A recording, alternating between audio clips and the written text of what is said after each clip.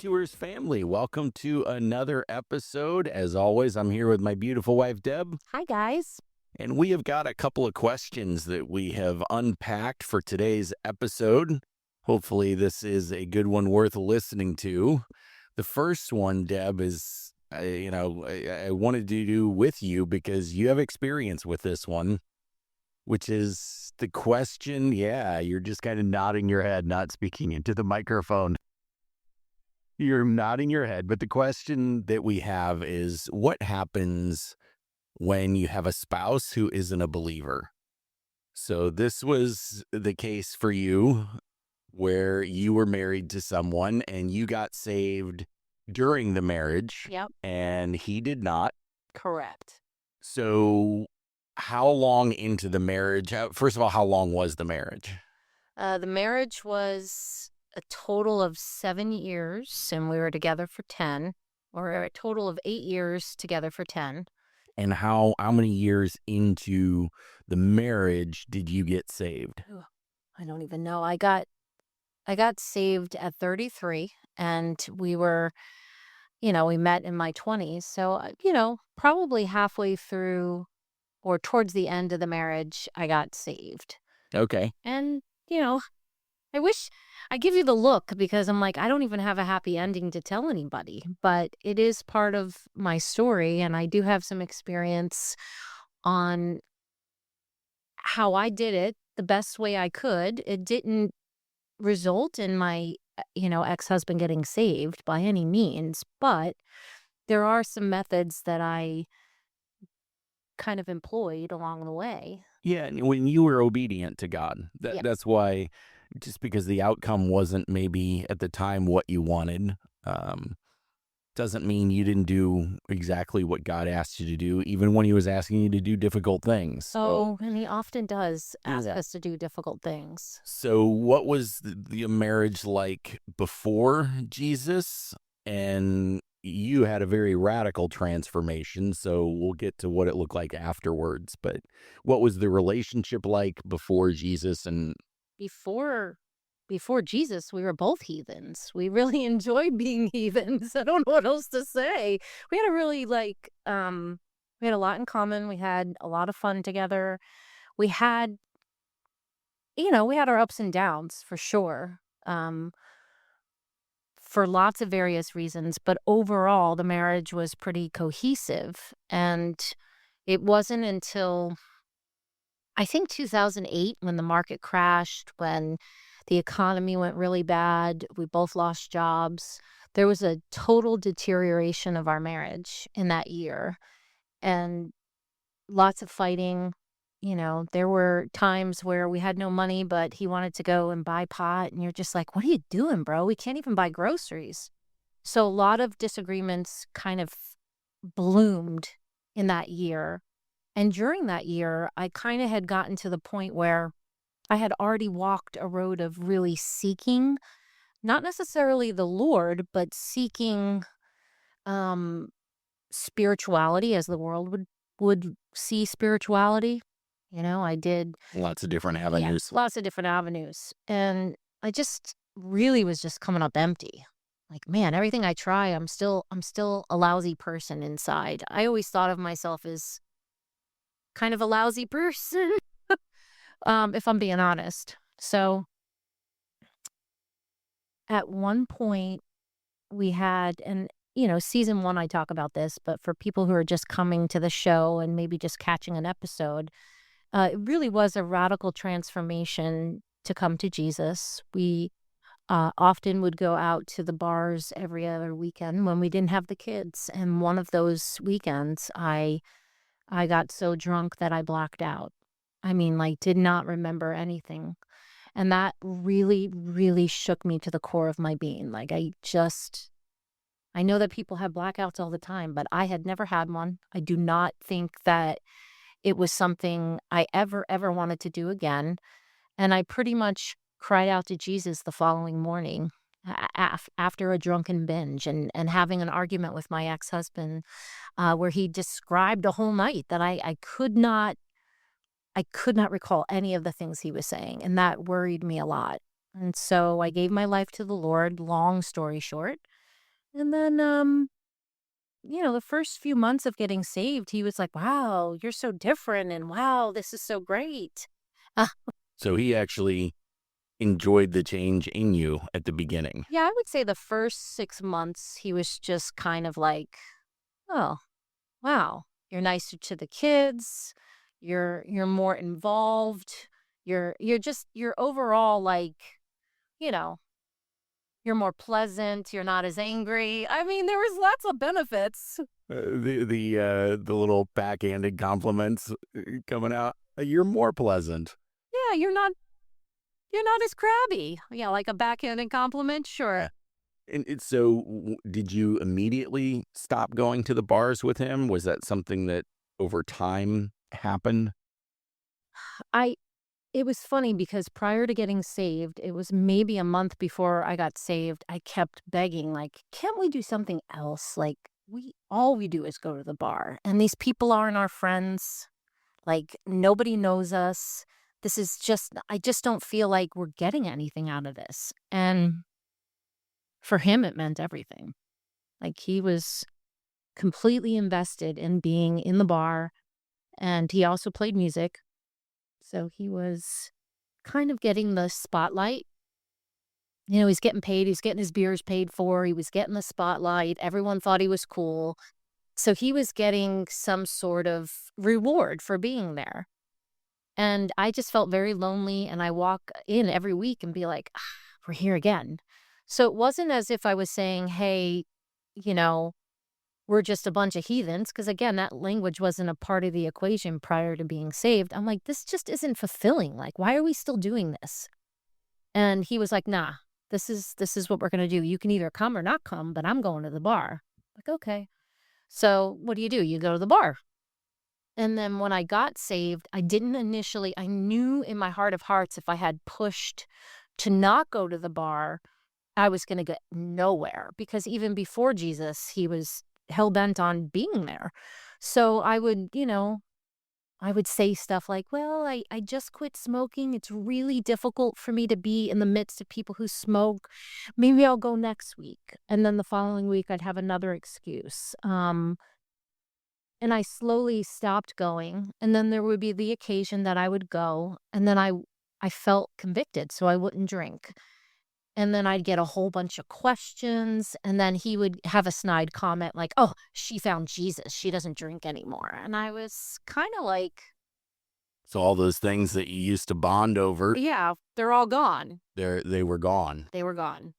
So was it a slow erosion over time when you found Jesus? Because I want to go into this because I think this is a topic that's more common in the church than I think we realize, that Probably. one person is saved and the other isn't. Probably. Um, so I think, kind of unpacking this and just how everything unfolded could be beneficial. So for you, It wasn't a slow it wasn't a slow change. I mean, I literally walked into that church and God took a hold of my life. But I was ready too. I was very ready and very sick and tired of doing the life that I had.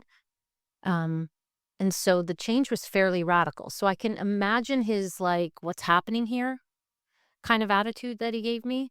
But I never pushed him to come with me to church because I knew he wouldn't. I never pushed him to stop going to the bar because I knew he wouldn't.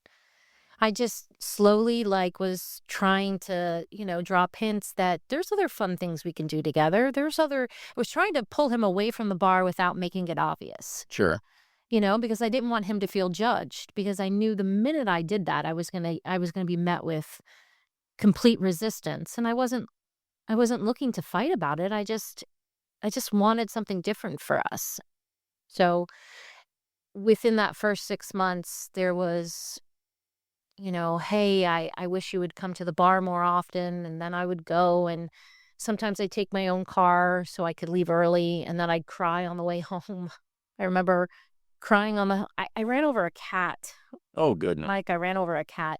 I had left the bar crying that, like, why are we still doing this? Why can't I get him to see? And I was putting on a brave face, and I was trying to be polite to everyone we had hung out with for years. But, I just felt like I can't keep putting on this mask. And so I was crying out to the Lord. And then before I knew it, I was really crying, and it was dark and it was rainy, and I ran over a cat on the way home. I felt so bad. I can only imagine knowing you. Oh my gosh, I was devastated, and it was too dark to see, and it was too rainy. I couldn't even get it out of the road. But like that was just really rough.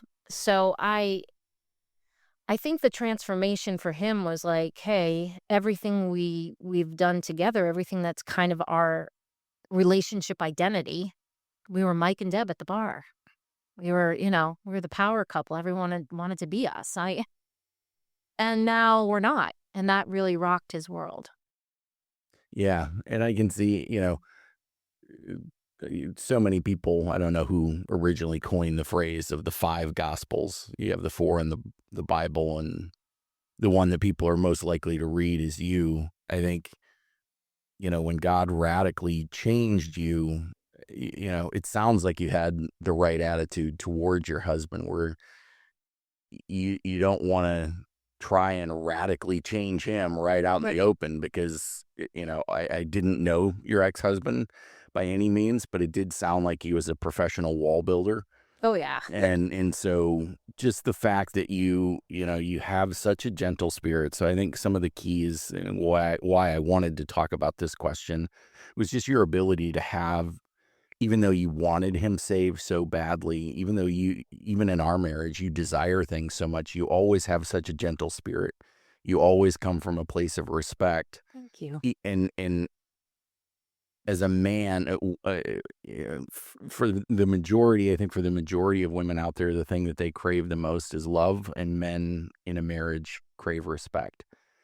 Sure. And so how did you balance that, trying to show him respect, even though the most intimate part of your life, which is now a relationship with Jesus, not only does he not share it, but he doesn't care to share it. Right. So your level of respect for him had to change, but how do you keep lifting that up?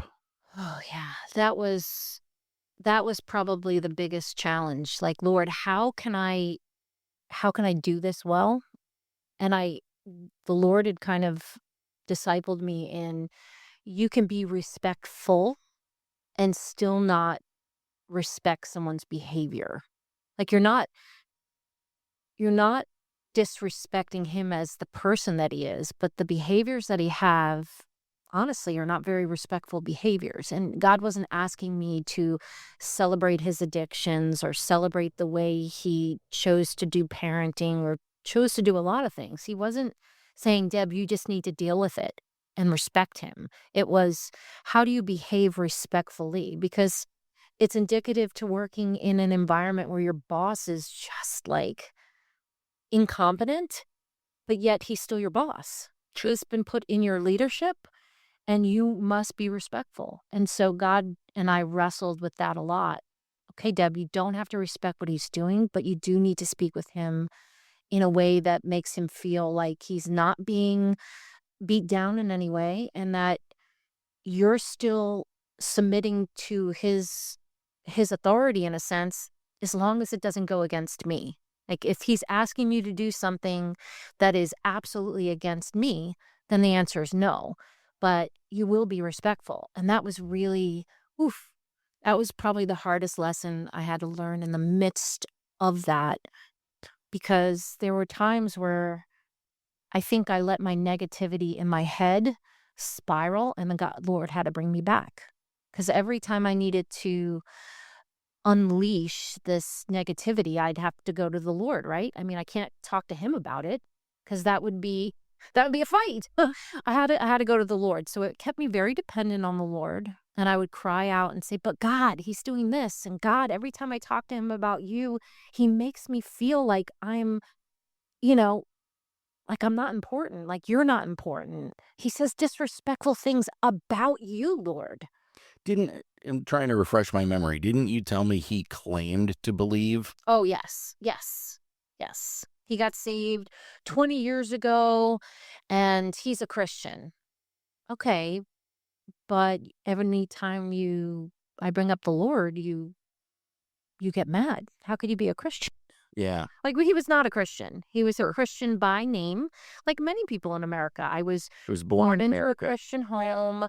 My parents are Catholic. I say prayers before dinner. He would read a scripture a day. So that made him, Made him holy. yeah, made him holy. And he could do everything else he wanted. Scripture a day, keep Satan away. Exactly. But he didn't live out those principles. And I was just so excited and on fire for the Lord. I was so excited because I had really searched everything I could think of to feel connected to a higher power. And I called it a higher power even though I grew up Catholic. I knew who Jesus was. Like, I never even really could connect higher power with Jesus. I just knew I was not the person I wanted to be and that there had to be more to life than this. Had to be. And so I I thought I never claimed to be Christian before I got saved. He did. Yeah, I read my Bible. I do this, I do that. And yeah, it was difficult to say the least. It was difficult to have something you love so much and not be able to share it with the one you've made a commitment to. That was probably the most lonely time in my life. And God was very faithful to bring me a really good friend. And her and I would talk about Jesus for hours and hours on end. So I did get my Jesus fix. I was able to talk about scripture. I was able to talk about the things that God was showing me in my life. I was able to be excited about God with her. And that was something that God gave me. Like, he gave me an outlet for that because he knew I needed that desperately. So even in the midst of the loneliness, God provided for that loneliness. And I'm so grateful for that because I grew so much in those first few years because I felt like I was kind of behind the curve of like people get saved young. Usually the people I knew at church were like saved for a very long time. And here I am, I'm 33. So I was devouring scripture because I was just so hungry. So he provided that for me. There came a point where I wanted to get baptized and I asked him to come with me. Me and my son were going to go get baptized. I thought, why wouldn't you want to see this? Like, even if you're not practicing in church or anything, like, why wouldn't you want to, like, this is exciting for right? And he said, no, I'm not going to go. And he didn't give me any explanation either. He was just very firm. No, I'm not going to go. How long after getting saved did you get baptized? Within that first year. Okay. And I was so, oh man, if I'm honest, I was so devastated. I felt like he just slapped me across the face. Like, I'm not asking you to believe what I believe. I'm not asking you to go to church with me. I'm not even asking you to stop going to the bar. I'm asking you to celebrate with me and you won't. And that bid for connection, that desire to have someone that I loved be with me in celebration of something.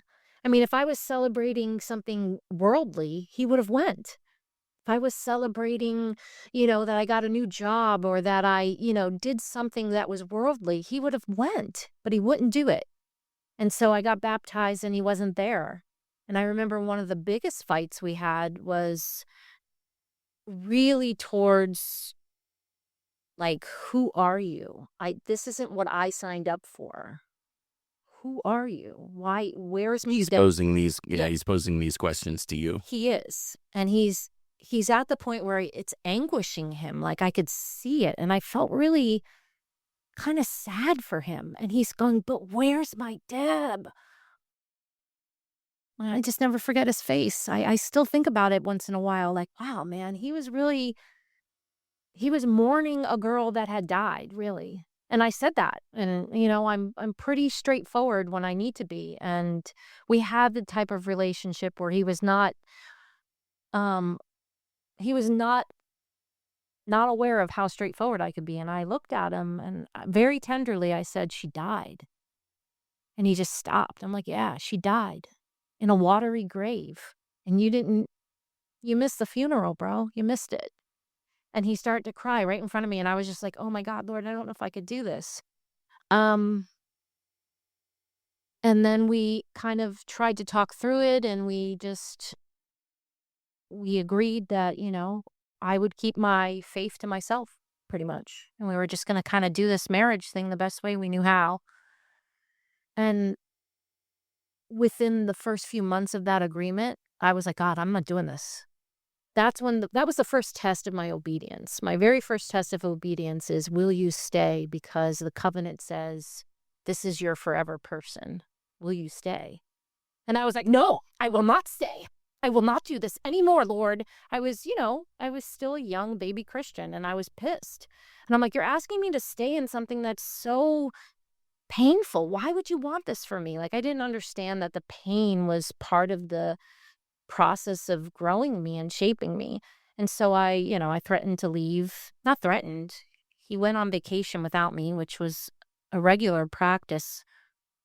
And I packed up all my stuff, and I went to go get my own apartment. And God was like, what are you doing? This is not what I want from you.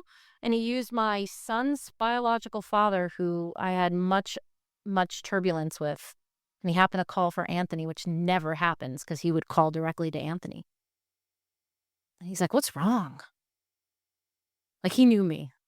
He knew me since I was a teenager, so he just knew me. And I'm like, nothing's wrong. He's like, come on, what's wrong? So I told him, and basically God used this man to minister to me. Like, you can't leave this man. You have a life with him. This is not what you're supposed to be doing. I thought you were a Christian. So here's this heathen telling me I thought you were a Christian. And then God brought me to scripture right after that phone call, because I was so devastated that this man that, like, I fought with my whole life is now, like, calling me out. And so I was like, okay, I'll just read the Bible. And I open, when you're, like, really new, you just open it. Wherever you take me, Lord, I'll listen. Proverbs 16:1. A wise woman builds her home, and a foolish one tears it down with her own hands. Still makes me almost cry when I say it out loud. And that was, like, the first experience, like, God's really, really does talk to his children. And so I got on my hands and knees and I cried out. And I said, okay, I'll obey. And the deposit never went through on the apartment. The woman had computer issues. Like, that's a God thing. Sure. She's like, I'm sorry, I can't process your deposit. We'll have to try again. I was like, no, I've changed my mind. And when I cried out that time, I was committed. I was like, no matter what happens, Lord, I will walk this, but you have to walk with me. And so I would say to anyone that's with a non-believing spouse, like, he did. He walked with me. Every tear I cried, he wiped and collected, and one day he'll give them to me with much joy. But lots of prayer time, lots of holding my tongue. I think you're the recipient and the beneficiary of that lesson. Hey, thank goodness. That's why we've been happily married for 6 years, Yeah. you know? So I mean, it's got to be exhausting. So in the exhaustion, if we go back to, like, the respect, so on and so forth, how do you just stay consistent? How do you find the energy? How do you find whatever it is to stay consistent? Hmm. Well, I had a support system of friends that I never had before I got saved. And that was helping me stay consistent, because although they felt bad that Michael wasn't a Christian, they encouraged me to continue to obey the Lord. And then I did some things that I now look back as a much more mature Christian and a healed Christian. I did some things that probably weren't the healthiest, but it did help me survive. I have an uncanny way of, I hate admitting this to the listeners, but where I go numb. Not healthy. I'm not advising that for anyone, but in this realm of survival, I just went numb. And I was like, okay, if I can't be myself, I will just be polite. And we became polite roommates for a bit. and that I did stop trying to try. All I knew was I wanted to be respectful. So I checked that box and I did it with God's help. And I say check the box because I didn't want to be respectful. He was not nice, but I did it. And I prayed for him, which was another way of survival. In the exhaustion, I would always lift him up in prayer because who else am I going to talk to about this? And then I continued to remain cordial. And I think he felt the disconnect, and I didn't know how to help us reconnect. And he certainly made no attempts to reconnect. So it just kind of became this two people living under the same roof, paying bills together. And I just kept praying that God would change his heart and God would help me to not be, I don't know that I identified that I was numb. I think that came much later in life when I got some healing from, trauma. And I'm like, oh, I do that a lot. But I did pray to God for endurance. And he gave me a support system. And he always allowed me to cry. I did a lot of crying and I did a lot of journaling. And that was kind of how I survived. Yeah, and it's got to be tough. You've got to ask, like, is it even possible when you're unequally yoked? Is it even possible to love each other? Like, how deep can you love each other and be spiritually divided? There are some people where that love becomes very shallow. It sounds like you and your ex-husband, that love became more and more shallow as you dove in with Jesus more and more. Yeah. But we know I have one person in particular that is in an unequally yoked marriage, and she still very much loves her husband. Right. Describe to the listener who is like, I don't know what that even means. Someone that might not know what the phrase actually means. Yeah, so a yoke is what is put in, we're rewinding the timeline a couple thousand years here, but a yoke is not a part of an egg or anything like that. It is what's put on an ox as they plow fields, and what happens if one ox is doing more pulling than the other. Right. So that's what we mean as opposed to two ox pulling collectively. Mm-hmm. So in a marriage, you're joined. In the Christian faith, we believe two flesh become one flesh. But what happens when, one half of the flesh is doing a lot more pulling than the other half? That becomes a very difficult marriage True. or friendship and any relationship. So the question really just becomes how deeply are you even capable of loving someone when they don't share the same faith as you? I know you started out the episode going, my example didn't turn out the greatest. But like I said, we have a friend at church whose husband is not saved. She's been in a marriage with him, I couldn't even tell you how many years, Mm-hmm. decades. And, she still loves and prays for him every single day, has tremendous faith.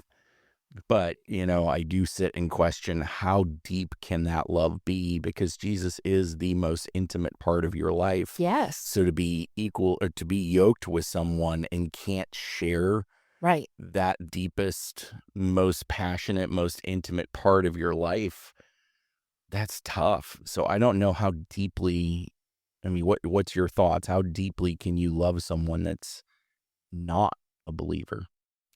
I think you can love. I think it's lonely. I think you're lacking the intimacy because intimacy, I've said it before on this podcast, but into me you see me, you see me. And if Jesus is the center of my life and it's the thing I'm most deeply passionate about, you're missing a part of me that you won't allow yourself to see. So I can still love you, but I am very lonely in that you can't share this part of me. You don't know me really. You know a version of me. And in marriage, you want your partner to know all of you, to have all of you, to be with you in the joy of the things that bring you joy. So the level of love you can still deeply love someone, but you don't have the same intimacy you would have if you can share this beautiful thing with them. And I loved Mike. And to this day, I still occasionally pray for him. Not often, but sometimes I'll think about him and realize that he's still very much on the same path. He's on a more destructive path than he was even when we were together. And yet I think he would make an awesome Christian if he would surrender, if he would let God take every part of his heart, and he would be. But, so I think you can love somebody. I just don't think that they can love you in the way that you need to be loved. And that is sad. When you're a follower of Christ, your relationship with Jesus, not only is it the most intimate, but it is the most important part of who you are. It's before I'm your husband, I'm a Christian. Yes. Christian first, husband second. So it's not like there's this small piece of a pie that can't be shared. It's the most intimate, largest, most critical piece of my identity that you can't relate to. I can't come to you for sound biblical advice. When you have a different worldview, answers to questions definitely change. Yeah. So there's so many areas where the partner that's supposed to be there as a resource, as a tool, can't be used. It's You lack that partnership because you look at the world completely different. yeah, it's interesting that you use the word lonely. I don't know if you had asked the question to me, how I would have answered, but I think lonely as soon as you said it, I instantly related to that, going, man, Deb, if you were not saved, that would be a very lonely place to be. Oh, yeah. You'd feel like a piece of you, like you said, the biggest piece of you can't be shared. It's, I often counsel people and, they're dating someone and, well, he's a Christian. And you're like, yeah, no, there's no fruit there. And if you decide you want to marry this man, like you have to understand what you're embarking on. First of all, you're called as a Christian not to marry an unbeliever. Like God says there's going to be trouble if you do this. It's another thing if you're both not Christian and one gets saved. But there's a lot of grief that goes along with being in a marriage like that. I highly don't recommend it. Yeah.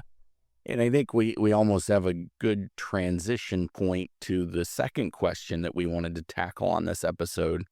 And I'll pose the question and then I'll explain kind of why I think it's a good bridge. The second question was, has Christianity become too political?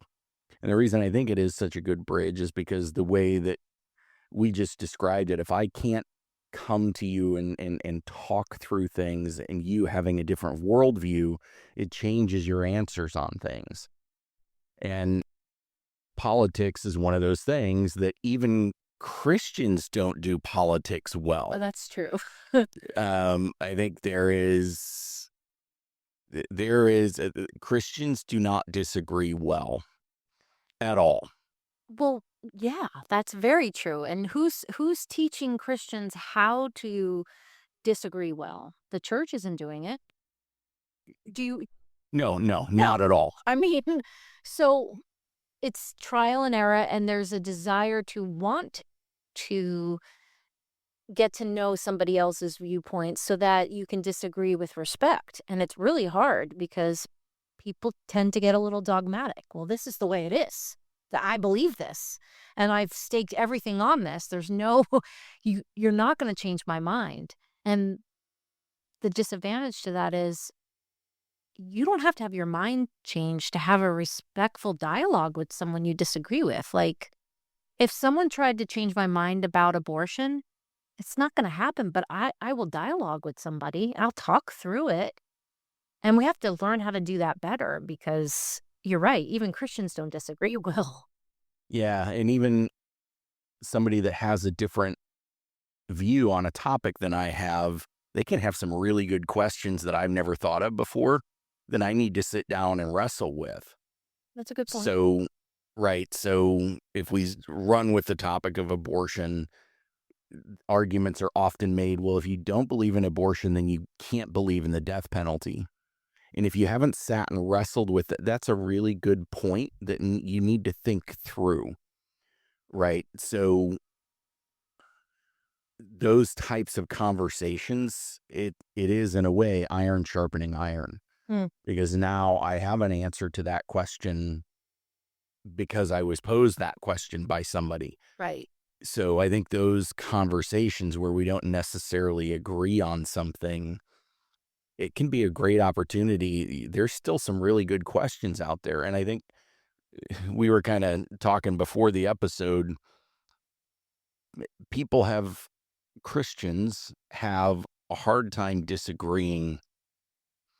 And part of the reason is you have to wonder how many people's hearts are, I want to be right because I want to know who God is, versus I want to be right because I don't want to be wrong. Yeah. So if you have an opinion, could be Calvinism, could be end times, could be all sorts of things. Oh, yeah. There's a lot of little dividers. Yeah, there's so many little dividers, and you should come to the conversation educated, but also come from the stance of, I want to be right because if I am correct, that means I know God that much more intimately. But if somehow I'm wrong on something, it's okay to switch positions, because then you switch to the position of, okay, now I'm aligned more with God and I know him more intimately now. And I think there are just so many Christians that they'll take a, it could be something as silly as red versus blue, and they start arguing, and Right. they're doing it from the wrong source. Like, keep the main thing the main thing. Jesus is the main thing. Mm. Yeah. And we sometimes get caught up we major in the minors. Like there are things that are, I'm not saying anything in the Bible is minor, but the main thing, like you said, is Jesus and salvation. If it's not a salvation issue, then we can agree to disagree on end times. Is it, pre-tribulation? Is it mid-tribulation? Is it, you know, amillennialism? I mean, there's so many different things that are not major. They're minor. And there's good arguments on both sides of the fence. And so it's okay to say, I don't know. I really don't know. Both arguments are really good. I'm not sure. But I know how to be saved, and I know who is my savior, and I know Jesus is God.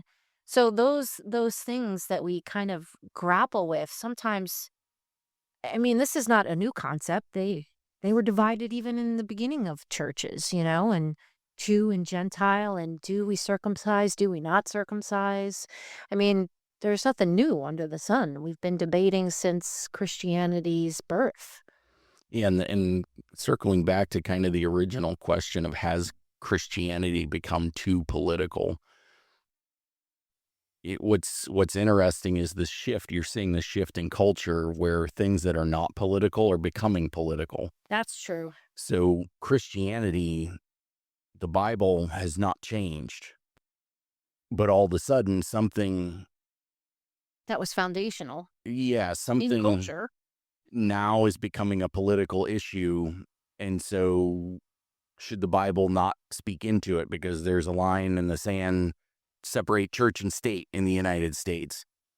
But yeah, sexuality used to be something, it was never political, and it's become a political issue. The Bible has not changed. Right. Jesus is the same yesterday, today, and forever. The stance on that has never changed, but all of a sudden the Bible now is speaking on something political because it became political. Right. Like marriage. Same thing. I mean, we're making everything a political issue, right? COVID vaccines became political, even though it's health. It became political. So all of a sudden in the church, you're seeing you're seeing some churches are backing down and they're staying completely out of the politics game, where other churches are standing up and saying, no, we're going to talk politics. We're going to talk life. Yeah. We're going to align with Christ. Yeah, this is what the Bible has to say about it. Regardless of what the culture says about it, we preach the Bible. And if that offends, then good, it's supposed to. In a sense, the Bible is supposed to offend, because how else do you know you're a sinner unless you have some frame of reference to what God calls good and what God calls right. So I think we're afraid of offending people, but I actually think offense is a part of the Christian surrender. Like, how can I know it's good news? How can I know that the salvation of Jesus Christ is called the good news, the gospel? That's what it means. How can I know it's good unless there's something bad to compare it to? And my behavior and the way I've lived my life before Jesus was bad. I had to be offended by that. I offended God. And, Jesus offended so many people Hmm. because they had the wrong expectations Oh, yeah. of this figure who Jesus inserts himself as, but prior to Jesus, this Messiah was going to free them from Rome. They had all these, interpreted it. yeah, that's all I mean. They had all these expectations when the reality was Jesus came into the world going, hey, Rome's not the threat, sin is. Mm-hmm. And so, Jesus didn't come into the world to start a political movement. He came in to make truth statements, give us a sword, Mm-hmm. and create a path, create a way. Right. And to your point, it can become political. Mm-hmm. Keep the main thing the main thing. Yeah. I wish we did that more often. Because I think the watching world is going, how are you Christians? You're screaming and yelling at each other online. And I do think there's social media has made a bunch of, keyboard warriors. It's like you would never say that to someone's face. What makes you think it's okay to type it behind a screen? It's cowardice. And tone changes, attitude. It's almost road rage behind a computer. Yeah, that's a good analogy. That's what it does feel like. Yeah. And it's embarrassing. It's like, stop it. You're supposed to be ambassadors for Jesus. Why are you acting this way? Jesus can accomplish things with or without politics. He's not a political figure. He's there to accomplish things, to transform hearts. He's not there for anything else. His goal is to save as many people as he can. Amen. And so, but at the same time, he did care about society. He did care about people.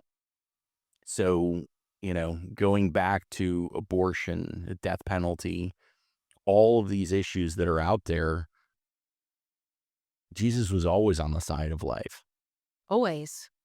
He was always on the side of life. So whether or not you make something political is okay, I guess, make it political if you want to, but Jesus said this. Right.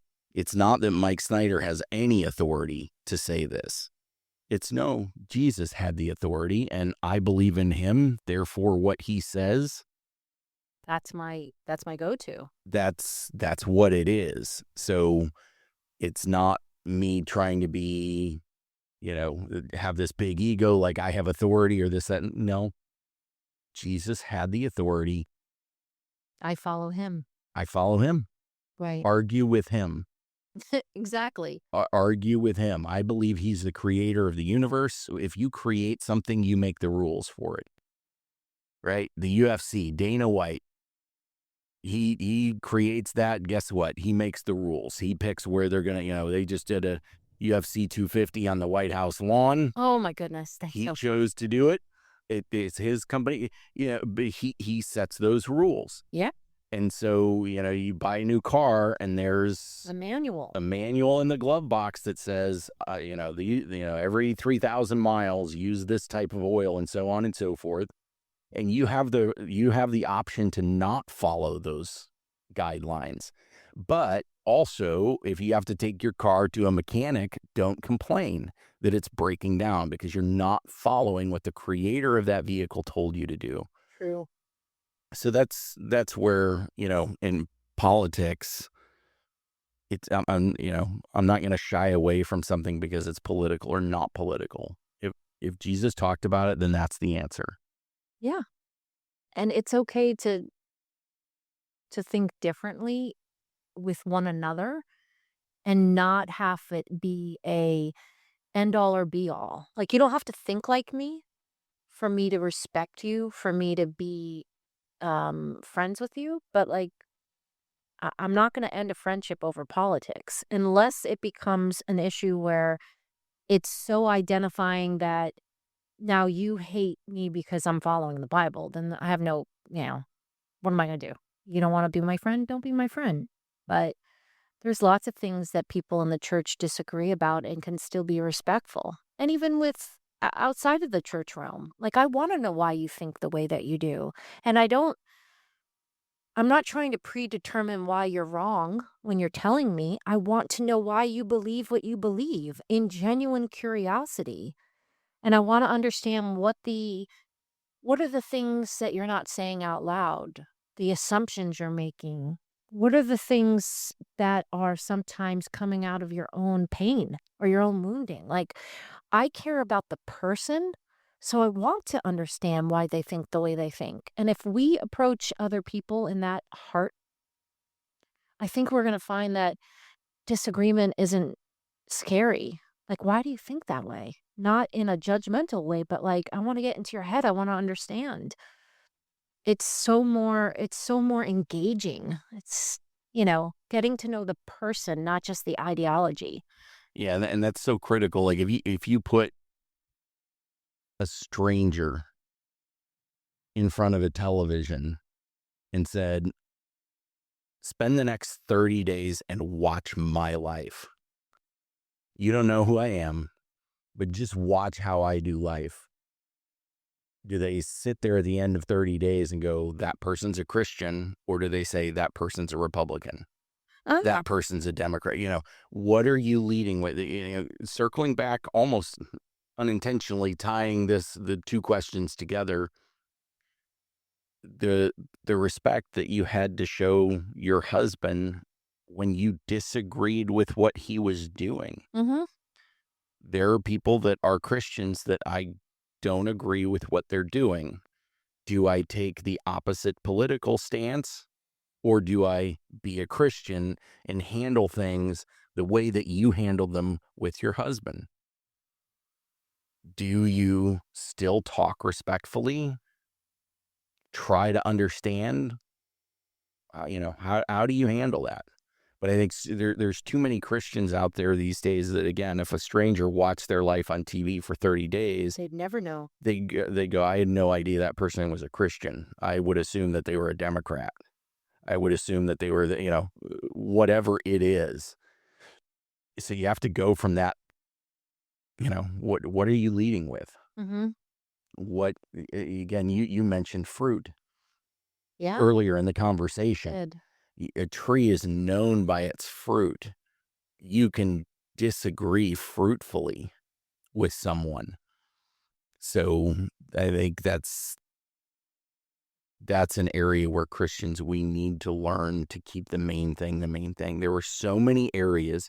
I wish I could remember. There was a gentleman that was out there that was, I believe he was like a stout Calvinist, Mm. and an interviewer asked him what he thought about Billy Graham. Will Billy Graham be, will you see, I think the question they posed was, will you see Billy Graham in heaven? Billy Graham was not a Calvinist.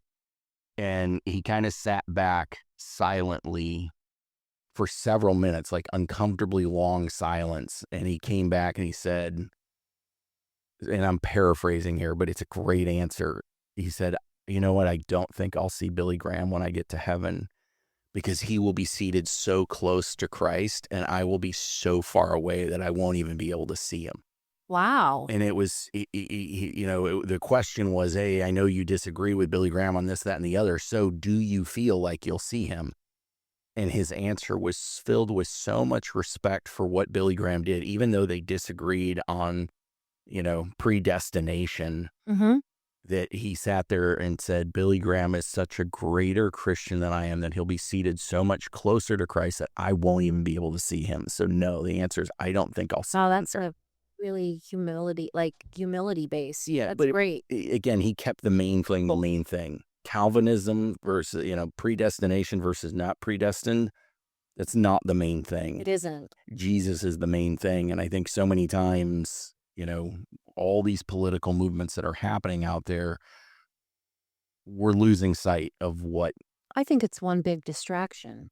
there are so many distractions out there. So many It's a distractions. great way to divide a nation is politics. Yeah. That's why everything is become political. Because I do think they want a nation divided.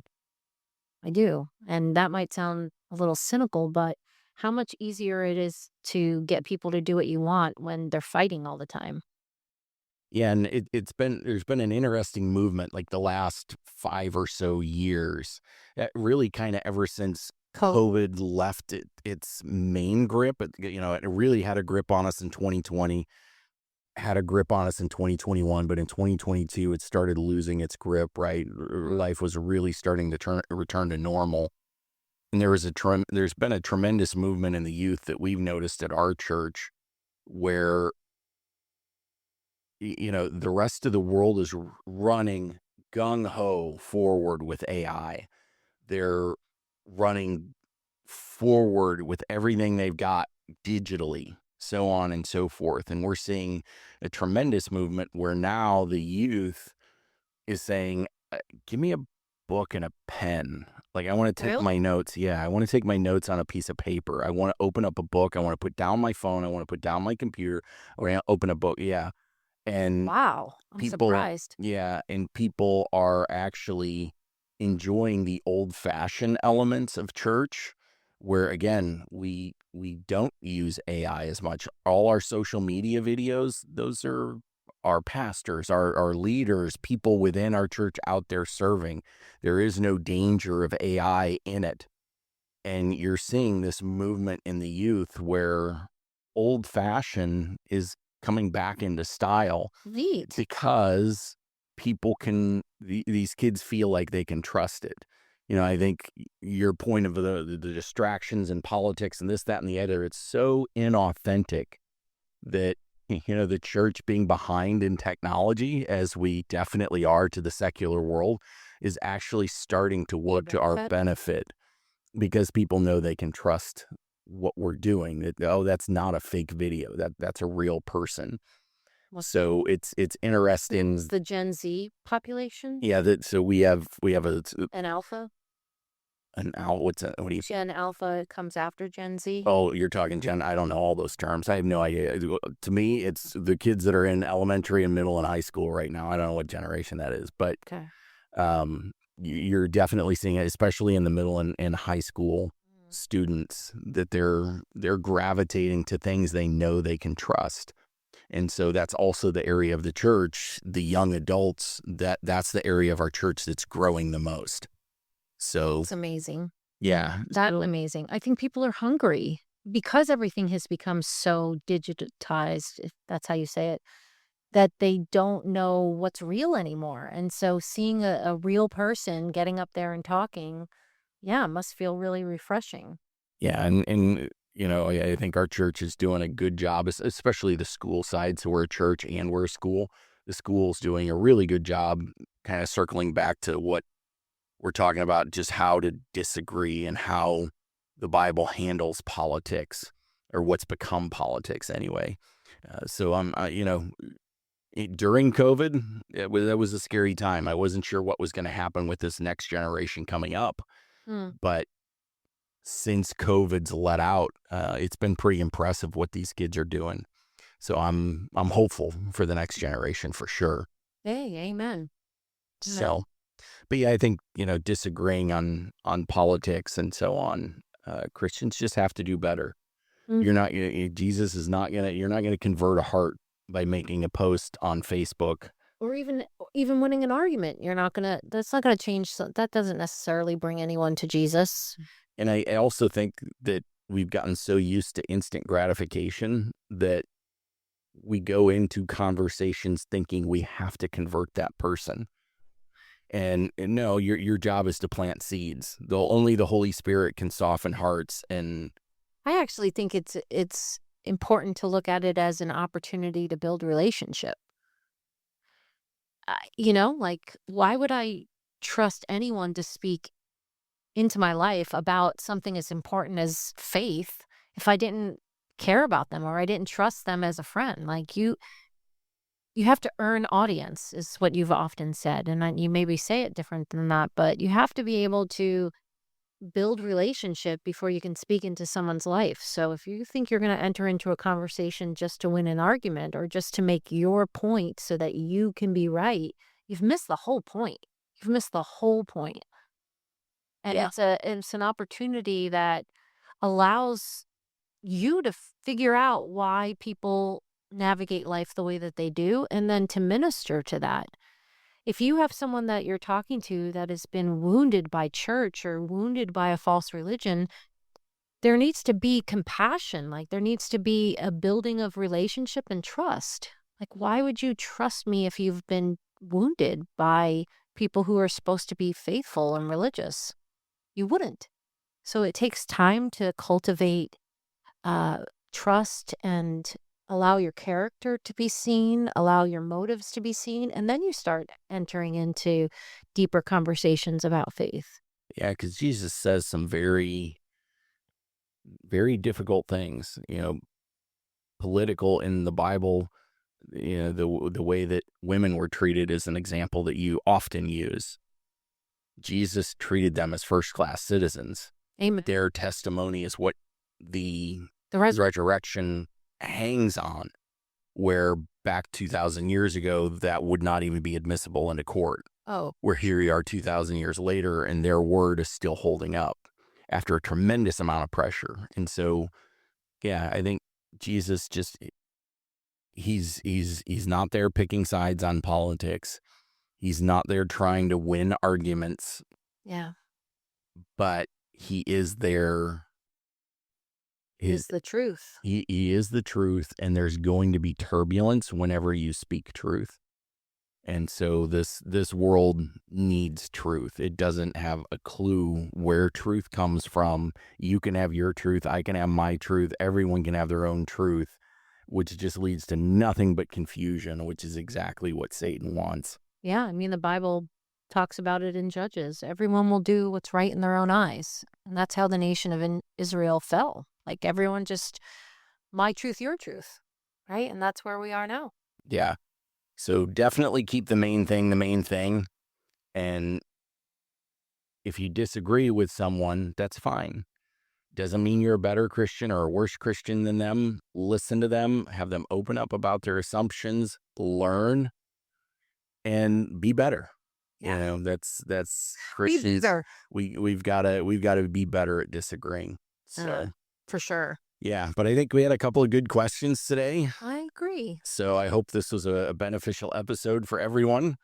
Yeah, we hope so, guys. But as always, we have a great time. Thank you guys for tuning in. We will see you again in a few weeks. Bye, guys.